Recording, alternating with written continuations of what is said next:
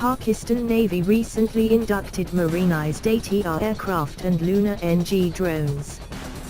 The ATR maritime patrol aircraft is known as Sea Eagle.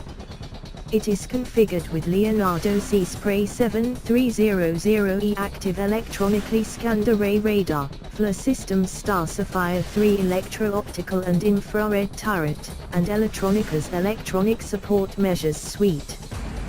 Tying these systems together is Aerodata's Aero Mission Management Suite.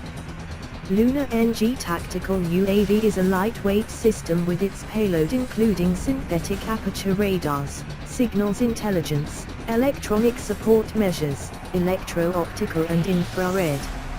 It can fly over 12 hours. Pakistan will use them to monitor its creeks and coastal areas.